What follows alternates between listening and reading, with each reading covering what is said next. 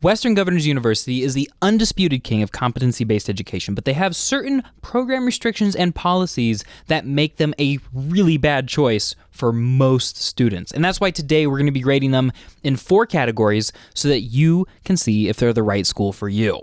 WGU loves transfer credit, and they will take it all. They'll take community college credits, they'll take regular college credits, CLEP credits, Sophia credits, Study.com credits, just about any kind of transfer credit that you can think of. And they'll let you transfer in up to 75% of your degree program, which means that in an ideal situation, you'd only have to take 30 credits at WGU. Unfortunately, it's never quite that simple, and we'll get to that in a second. Something really cool that WGU has done for a while is they've brokered direct transfer agreements with a bunch of colleges from around the country, a lot of community colleges in particular. So you can actually go and see, if I got this degree at my old school, how will it transfer into my new WGU degree? And here you can see they lay it out really, really clearly, and that makes it super easy to transfer those credits from another school into WGU.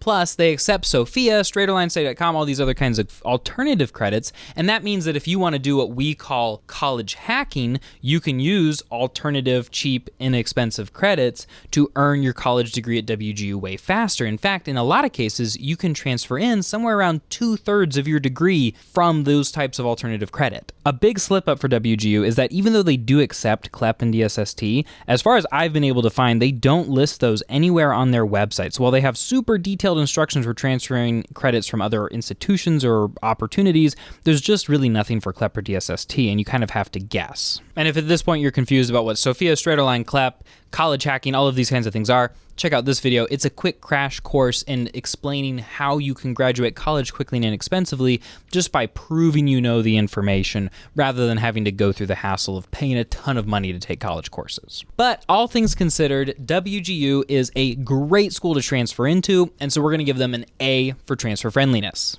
WGU could be one of the cheapest schools you could possibly go to if you do it right, but if you goof up, it might be the most expensive. So the way WGU works is that you enroll for a 6-month term and pay a flat fee. At the beginning of the term, you're enrolled in 2 classes, and you get to look at all of the homework, you go through the videos, go through the textbooks, and when you feel like you're ready, they give you a final exam or a final essay or a final project that you have to complete. And if you get a high enough score on that one single piece of homework, then you pass the class and they replace that completed class with another one. So you're always working on at least 2 courses, and over the course of 6 months, you can knock out these degrees really fast. WGU's programs typically cost somewhere between $3,800 and $4,800, which maths out to, at the cheapest, about $21 a day, which is crazy. UMPI is like $25 a day, and Purdue Global is $36 a day. So WGU, even though you're paying for like a full 6 months, which is a lot, is the cheapest one of all of them. And the cool thing here is that the faster you go,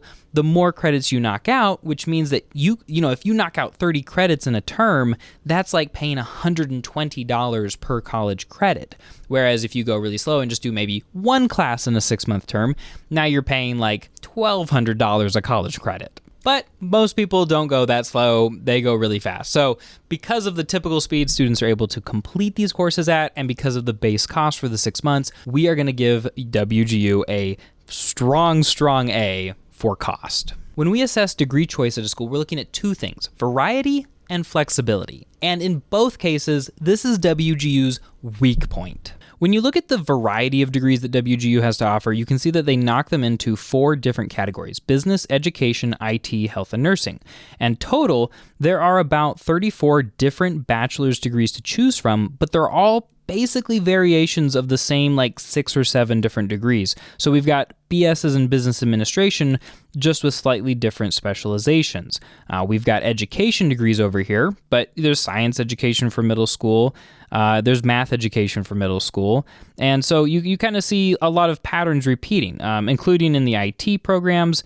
And then you've got health and nursing, though they do have a really cool nursing pre-licensure degree that you can actually use to get a licensed nursing degree in in many states. So about 75% of students are going to be able to find the kind of degree that they want here, but the other 25% who want a very specific major or don't want to major in one of these 4 things are going to have to go look somewhere else. The other weak point with WGU is their flexibility. Take a look at this business degree. We've got general education, business management, business core, marketing, human resources, capstone, and IT fundamentals. What's the one thing we're missing here?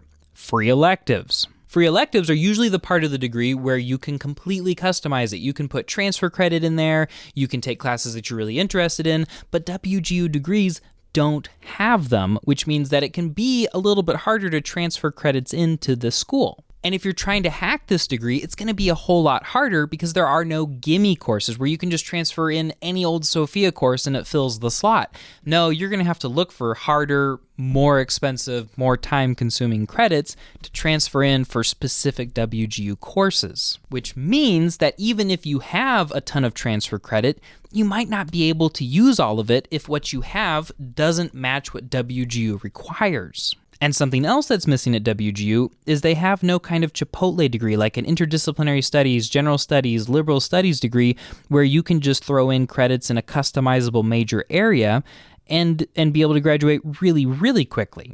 So overall, WGU has some really good degrees to choose from. They just don't have a lot of variety. And when you boil down to look at the curriculum and the required courses in those degrees, it's going to be a little bit harder than normal to transfer credits in because they're looking for very specific courses. And their major areas tend to be really big. Their general education areas tend to be just kind of average size. So a lot of the hackable credits that you might think, oh, I could transfer this in, earn this credit over here cheaply and quickly, and then send it into WGU, that's not going to be as likely. So because of all of this, we're going to go ahead and give WGU a C for degree choice. Of course, picking the right major, figuring out the best alternative credits to throw into those slots so you can graduate college quickly and inexpensively and build a career that you love is exactly what we do in our College Hacked consultations, which you can check out at the link in the description.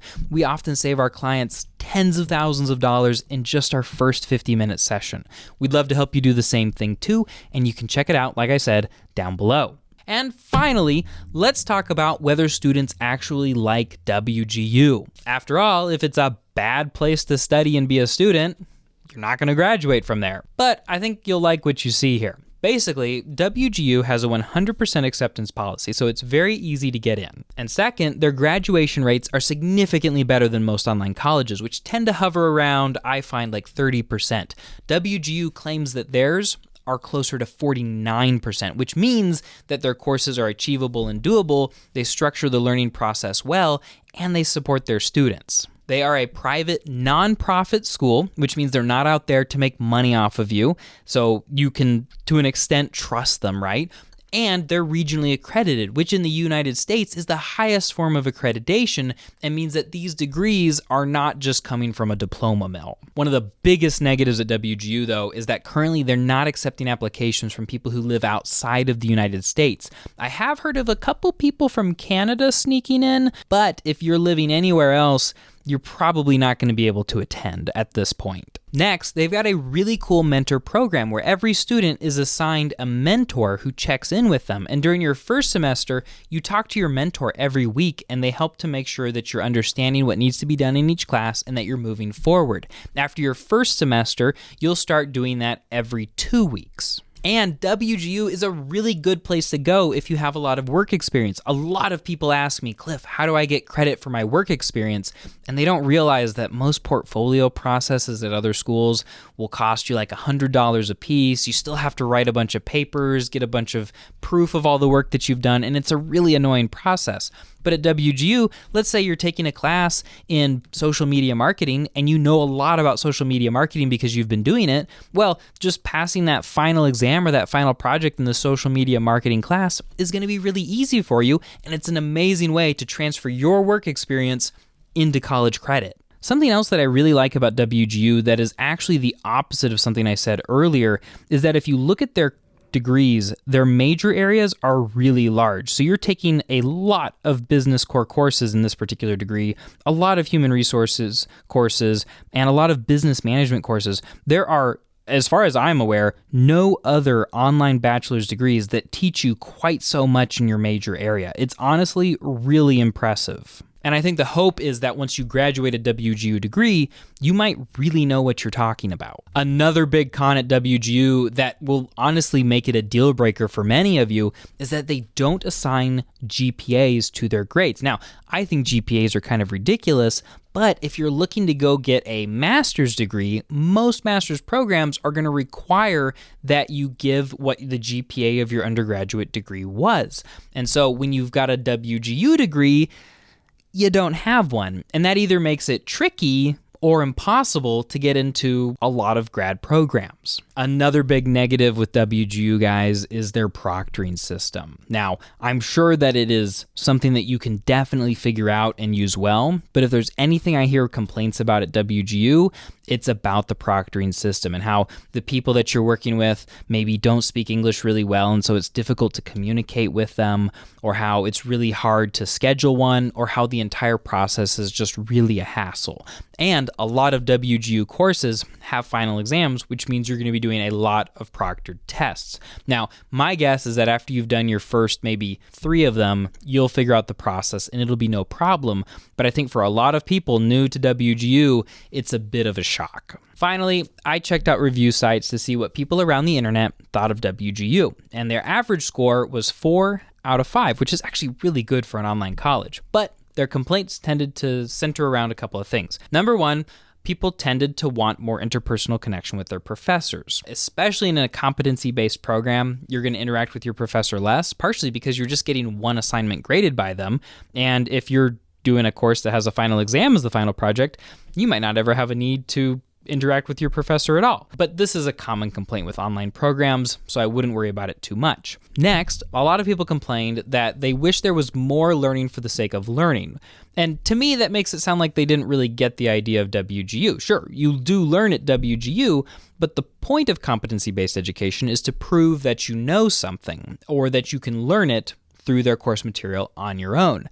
If you wanted to just learn for the sake of learning, you didn't need to sign up for college in the first place. You could have just gone over to Wikipedia and binged that. The final complaint is that some people struggled with accountability, and they wish that the courses were a little bit more structured because it would help them keep moving forward faster. And a lot of people do like to be told that they're doing a good job and have somebody kind of helping them check a list. The nice thing about that is WGU actually does offer those weekly or every 2 weeklies.